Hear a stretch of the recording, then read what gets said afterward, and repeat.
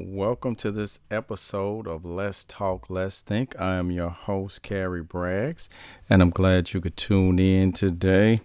Hope everybody is having a groovy day out there. Uh, there are always so many different things going on out in the world. And so I just like to take the time sometime to just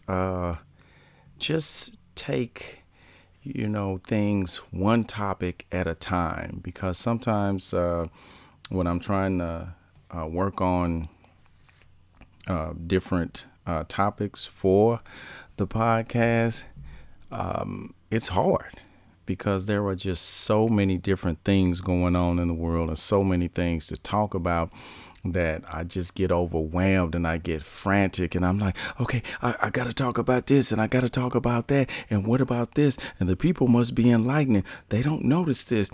And so there are just so many things going on. And so I just decided, you know what? Just take a breath. There you go. Breathe out. Breathe in. Breathe out. And then once I calm down, then I am rational. And then I am able to go forth and calmly and with focus and direction be able to bring forth whatever it is that I feel that I need to discuss with the public at large. And so today's topic is one of those topics that, as you see, a lot of time there's a lot of homemade controversy. That's what I like to call it, or created chaos to where these are not really issues, but it gets so much attention in the public eye and they put people out there who will say certain things and then it creates doubt in other people's minds, or it creates fear because it's so prevalent and people are so emotional about these things that people are scared to speak out against them or speak out with a different opinion or a different perspective. And so I just like to take the time to paint the full picture because I know everything is caught up in sound bites now where you hear just a piece of something and automatically you just go with it because people don't have time anymore to actually fact check. They don't have time to wait to see the full story or really find out what's going on. They just want to hear the sound bite and just go off. Oh, I can't believe that happened. And I can't believe she said that or she did that and all of these other things.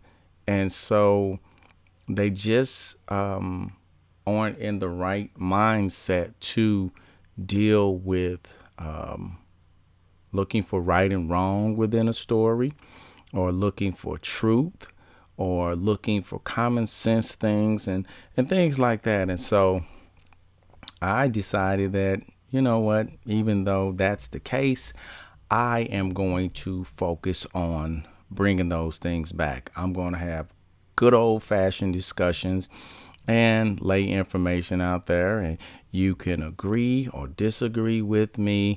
But at the end of it, I hope you are enlightened. And as I always say, this is not about me trying to get people to be on my side. I just tell my perspective on the things and where I stand and why. And, and we just take it from there. But if not, my goal at the end of the day is if we can't agree, we should be able to respectfully disagree because I realize that for me to be focused on what I stand for, what I believe in, and be willing to go the whole 9 yards for it and stand up for it and be counted, that it would be hypocritical of me to say that the other side doesn't have the right to do that as well. And they can be wrong as two left shoes because they could feel I am wrong as two left shoes. But at the end of the day, we have to get back to the reality that we all have the right to our own opinions, and hopefully just try to find a middle ground within these situations. And so that's my spiel, to try to bring people into this podcast with the right mindset and the right heart set to be able to listen to what I'm saying, and just take it with a grain of salt, and just think about it. That's all I'm asking for. That's why it's called Let's Talk, Let's Think. And so today's topic, we're going to be talking about what it means to be born this way. What it means to be born this way. And that topic was chosen to try to bring light to the controversial things that are going on, where people say that they are born gay. They say that they are born gay, and that's just how they are. And everybody needs to accept it. And this is a real thing. And so I just wanted us to take a step back from that statement and just kind of see what is determined when we are born. So you think about it. When we are born, there are certain things that are present when someone is born. Now, first of all, when you're born, one of the first things is it's a boy or a girl. Now, I know some people will talk about there are so many different genders and all of these other things. I'll save that for another show. I like to try to keep it focused on that specific thing. And so the specific thing today is how we are physically born. What can we see when we are born? Okay. And so when we are born, first of all, the first thing we find out, is it a girl or a boy? So you find out the gender. And so once again, there are only two genders. Some will disagree, but that's fine. But this is the key thing. Is it a boy or a girl? And so then other things are their nationality or their race. So is this baby black? Is this baby white? Is this baby Chinese? Is this baby Israeli? Whatever. What nationality is the baby? And that depends on, once again, the parents. What are the parents? So if the parents are black or African American, then their child is going to be African American. If the parents are white, the baby is going to be white. If they're Asian, so on and so forth. And so those are other things that are present. So we have gender, we have nationality. What else? So we have skin color. So the skin color is determined by the nationality. And so you just, when your children are born, they have a different skin tone. So once again, this is something that is just present at birth. No one can change this. This is what you get, is what's the saying? What you see is what you get. And that's what it is. So whatever color the baby is, that comes with the territory. So you also have what color their eyes are. You have what color their hair is, if they even have hair, things like that. Also, other things like how many toes do they have? How many fingers do they have? So they are born that way. And so if they are born with 6 fingers, they're born with 6 fingers. That is a physical attribute that is present when they are born. This is the way they are born. If they're born with 4 toes instead of 5 toes, that is something that is present when they are born. And so other things like if they are born with birth defects, some children may be born with cerebral palsy. Some may have heart issues. I know some children are born with I forget the technical name for it, but they say they're born with a hole in their heart. Different things like that. You may be born and may be missing organs, certain organs, and just things like that.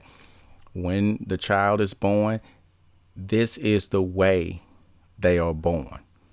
These are the visual and physical attributes that you see. So I was present at three of my children's births, and when they were born, I saw them.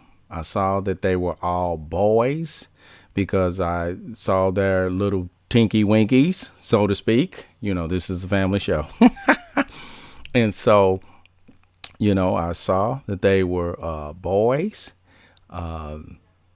Two of my sons, they came out with a head full of curly black hair. My baby boy, he came out, he didn't have much hair at all. And I was like, what is going on here? Okay. And so, but they all had 5 fingers, 10 fingers, 10 toes, and they all were born with brown eyes. And this is how they were born. They were all born healthy. Now, my middle son, he did suffer an injury at birth. And so once again, he was born, and when he came out, he was born and he was injured. And so he was injured at birth. And so this is how he came into the world. And so that's just some of the things that took place. And so now I just want to lay that out there. But let's look at the flip side to this. So once again, when a child is born, they are either a boy or a girl. And then their nationality. So whatever nationality and color their parents are, this is usually the color of their skin. And then you have different eye colors, different hair color, and things like that. And also whether or not they are born with all of their fingers, all of their toes, their ears, just things like that, the physical attributes. So these are things that we all know to be present and look for when a child is born. And so in recent years, people have begun to say they were born this way and talk about they were born gay. And so now when I look at that, I just want to point out a few things with that. And so now, born this way is, as I said, how you were born. The things that are present, that are visible, that are known when you were born. Now, being gay has to do with your sexual preference and behavior. Once again, it has to do with your sexual preference and behavior. So when they talk about same-sex attractions, this is saying that you are a man attracted to another man sexually, or a woman attracted to another woman sexually. And so once again, when you look at sexual activity, this is not something that is determined by birth. It's not determined by birth. This is something that once you get older and you learn about sex and start even thinking about those things, now it comes into play that you are saying to yourself, I prefer, if you're a boy, you're saying, I prefer other boys sexually. Or if you're a girl, I prefer other girls sexually. But you were not born that way. This is part of your sexual behavior, your sexual preference, things like that. But you were not born that way. And I say that because There are those who have been involved in the homosexual lifestyle and being a part of that community. And then years down the road, they've decided that that is not the road they want to be on anymore. So they change their sexual preference and say, hey, I know I am a man who was attracted to other men, but I'm not going down that road anymore. Somewhere in here, they had an awakening or whatever, and they decided that that's not the life for them anymore. And they went and they found themselves. I've seen several situations where they left that lifestyle and went and found themselves a wife and got married and had children and lived happily ever after. And I've seen it on the flip side as well with women who were involved in lesbianism. They woke up one day and said, this is not the life for me. I'm no longer going to be on this path. And so I'm going in a new direction. And they found themselves a husband, got married, had children, and they lived happily ever after. Now, there are those who will argue about this situation, but if you're really seeking the truth, on what's being said, then you can't really argue with the facts here. Because as I said, when it comes to sexual partners, behaviors, perspectives, choices, all these different things, these are things that we decide as individuals. When I was born, I did not choose whether I wanted to be a man or a woman. I was born a man, and that's what I am today. I am a man. So, and my wife, she was born a woman. And so that's how I was born. That's how she was born. And as we got older, we stuck with the script. So I'm a man. I went and found me a woman and she's a woman and she found her man, and we got married and we have children and we are living happily ever after. And so once again, it's a choice. It's a choice that is made. This is not something that you can say you were born this way just because you feel sexually attracted to the same sex. Now, I know some people are out there listening. They'll jump in there with the gay gene and all those things. Once again, that's another show. I like to take it piece by piece because there are so many different arguments and so many different discussions that are not being had. And I just want to take it one day at a time, one topic at a time, and go forth. And so I just want to keep it simple today.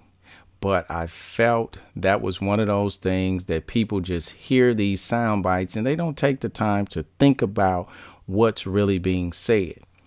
And so that's what I wanted to bring forth today, to just talk to people and say, hey, when you hear people talk about I was born this way and saying that they were born gay, you have to stop and think about how we are actually born, what is in place physically and visually. And when it comes to being gay, that is a choice. I know people say because you feel that way, because you feel attracted to the same sex, that means you were born that way, but it does not. It just means that you feel that way and you acted on it, because there are so many other things we can talk about that you feel, but you don't need to act on them. You could feel like killing someone, but that doesn't make you a murderer. You can't say I'm a murderer because I feel like killing people. No, that just says that you feel like killing people. You don't become a murderer until you actually kill someone. And so we have to get back to reality, back to the facts, back to what we know and what is really plausible within these situations as compared to what we feel and what we want to pour into these situations to make it lean the way we want it to lean, or make it look the way we want it to look. But I hope that you have a mindset to where you are like me, where you just want to discuss it, look at all sides of it, and try to come up with factual things to hang your hat on and be able to say, hey, this is true. I could see how people feel certain ways about this, but based off of the evidence, the facts, and when you look at it, this is what's true and that's not true. And so I hope that brought a little clarity and light to the situation. Don't be afraid to explore some of these things and think about it for yourself. So that's all I have for today's show, which is titled What It Means to Be Born This Way. And so I just want you to think about that. And so I will catch you on the next episode of Let's Talk, Let's Think. And I am your host, Carrie Braggs. And you all have a good evening. And I will see you soon. Bye.